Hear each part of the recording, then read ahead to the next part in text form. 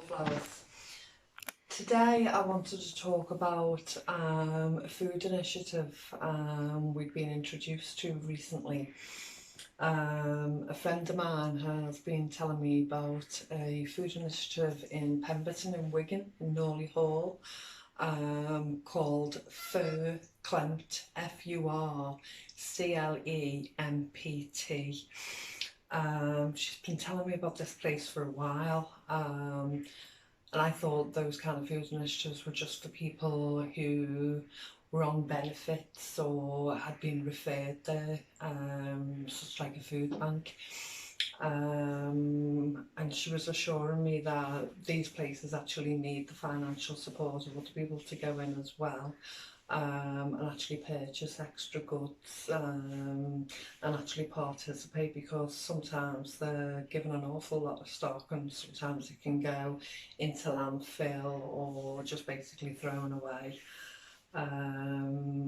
We have a local one which is actually a food bank, which we locally call Digmoor Community Centre, but the actual name is Digmoor Evermoor Hub. Another fantastic place, and they need local support to actually go in there and spend money and give support to what they're actually doing, which can only help them grow and get stronger, and get assistance from other places when they see that the community is using it and it is something we need.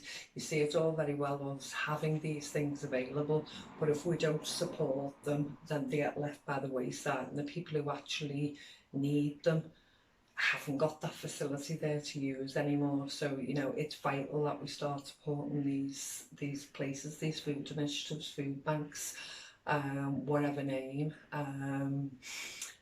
But today I visited Digmoor Evermoor Hub, and we got a few things, and I actually bought a couple of nice blouses on the clothes tabletop. And these items were only 50p, you know, and some of them are absolutely beautiful. Like this item was donated from Marks and Spencer's, and you know, all different shops, you know, like might be the brands that you're looking for, I don't know. I'm not really fussy, you know, if it's a nice top and I like it, it's new to me, I'm quite happy, and 50p price is absolutely excellent. I lost a lot of weight over the last year, so I needed to replace clothing, and it was a perfect way to do it. And as I say, we also went to Clempt in Wigan today. We got there a bit late and the lady still allowed us to go in and do our shop, so I thank you for that. But the gentleman that was there at the time said there are blueberries in the chiller freezer, in the chiller fridge. Help yourself to as many as you like.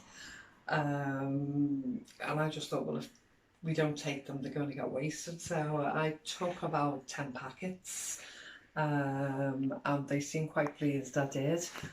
These are the blueberries, and basically I've gotten them for free. You know, you do pay a £5 yearly membership, and you do pay £2 a week. £2 when you go and shop, but the amount of things that you get for that £2, and there are extra items that you can buy. But as I say, these blueberries were free.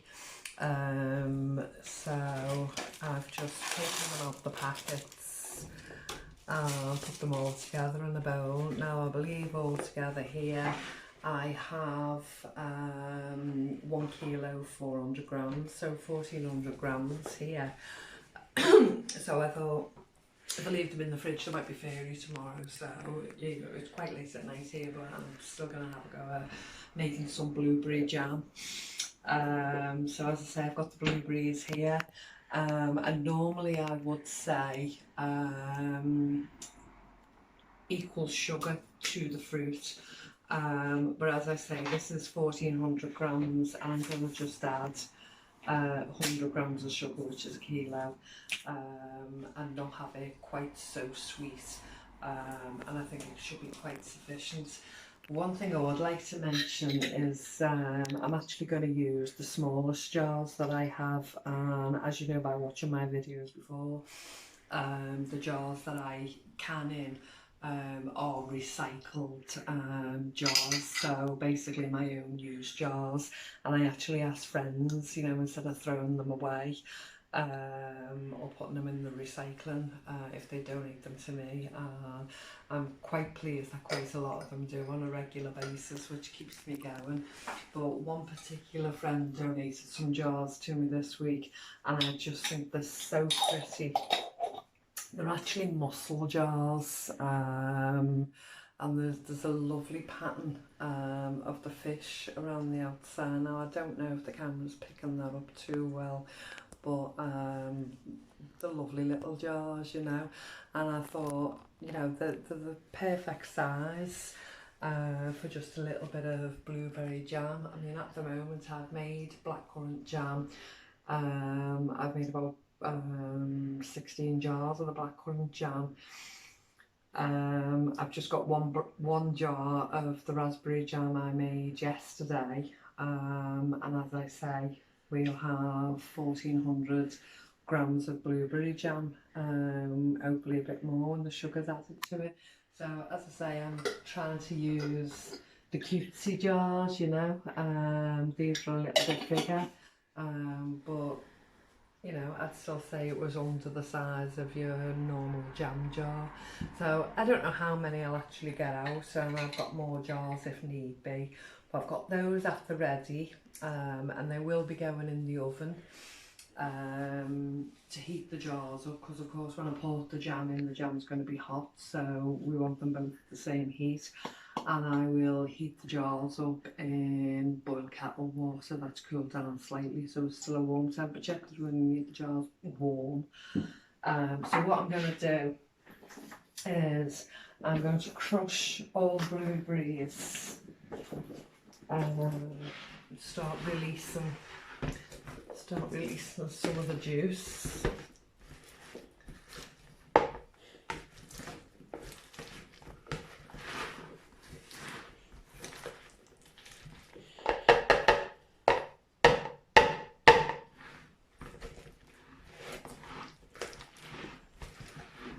Now this is so easy done at home, you know, you don't have to have a canning machine to make jams. You know, it's an old English thing we've done for centuries, you know, we've always made jam, especially this time of the year. It's the best time to do it while we've got it fresh. Put it away. I mean, that oven technique of heating the jars up in the oven, heating the lids up in the warm water, and then when you fill the jars just up to the neck, if you're not using your canning machine, just literally tip the jar upside down when you've filled it, and an air pocket will appear at the top. So basically you just leave it like that for a good 5 minutes. That'll secure your suction, and then don't leave it to set like that, because obviously it'll set with the gap at the bottom. Turn it over again after 5 minutes and your suction will be complete, and that's our English method. As I say, I'm going to try and double ensure that the seal is perfect, because I'd like to keep some of this for several months. But yeah, there are different methods, and it is worth researching to see what's suitable to you, what you prefer to do. There are lots of different types of jars that you can buy, but it's all added expense. It's like Christmas, or you know, buying any baking or cooking utensils. You forget when to stop, and I wonder how many of them actually get used, you know, after the first initial, oh look what I've bought. So just stick with the basics, use what you've got and what you can get, and make the most of it.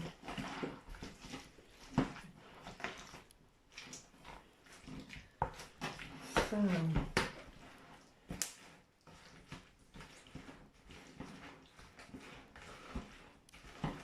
actually see all the juice come out now.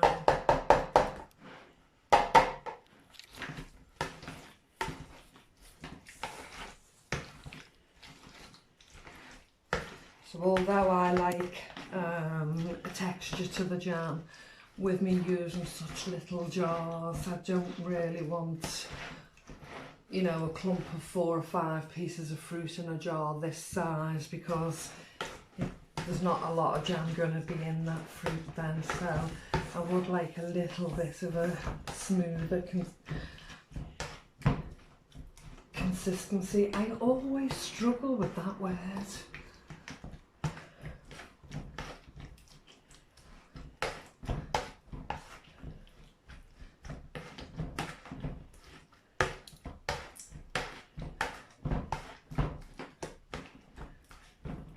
Right, what I'm actually going to do now is I'm going to, just bear with me.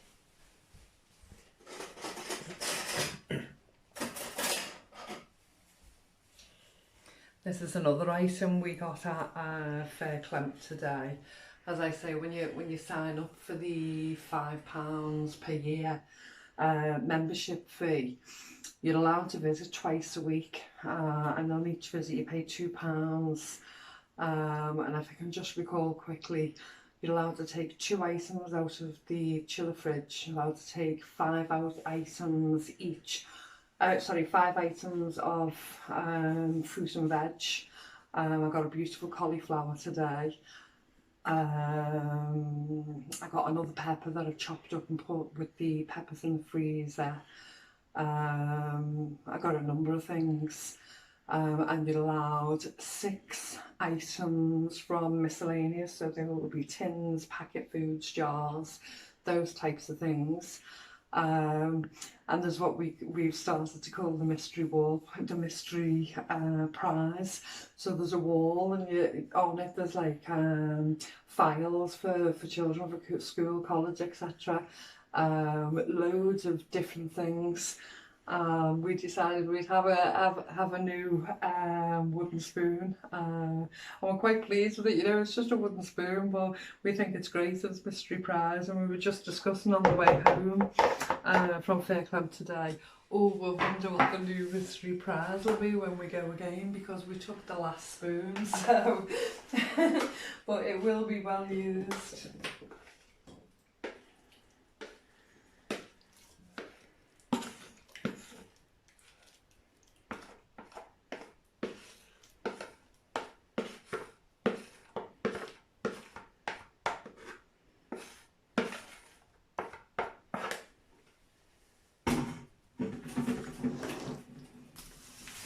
And as I say, we're just putting a kilo in rather than the whole 1400.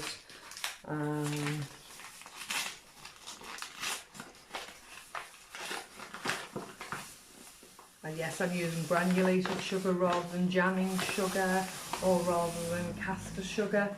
To tell you the truth, I was going to use caster sugar, but I didn't have quite enough, so... And yes, this is my trusty camping can, which I like to use for jams, syrups and potions.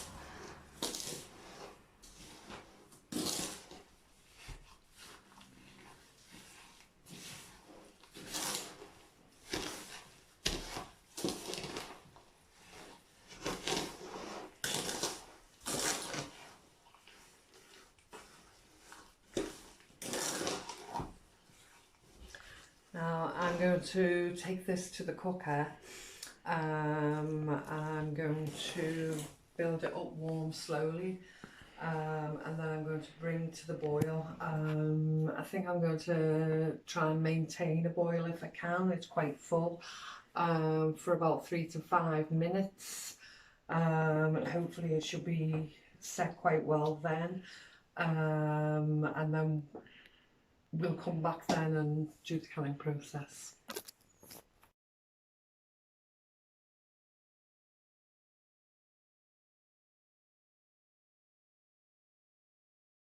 Okay, so I'm at the canning stage now. I've done 2 tiny little crab pots already, and they're very hot, but they're looking great. It's looking like a good consistency for setting. I'm just about to fill these slightly bigger crab pots, mussel pots. They've been thoroughly cleaned, so I know fish has been in them before, but They're such beautiful little jars.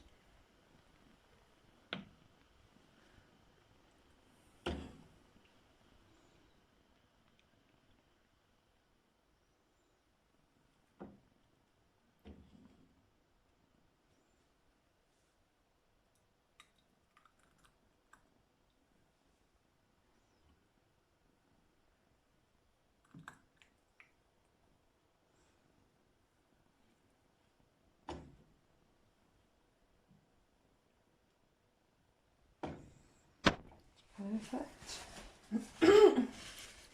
Obviously I've got more jars to fill, but I'm just showing you on these what I actually do. So I dip some kitchen roll in some white vinegar and clean all the way around the lid of the jar. Make sure they're both completely clean and nothing is going to interfere with the plastic coating around the rim. So you've got the metal part in the middle, then you've got like a sealant, and then the rest of the metal lid. So when I come to use recycled jars, that's what I'm checking for. I'm checking that plastic rim is intact and it's clean. Occasionally it'll be stained by the colour of the jam or the fruit, but so long as it's actually completely clean and the seal's intact, I would be prepared to use that again. So I'm quite happy with the seal on that. Just do it hand tight for the canner.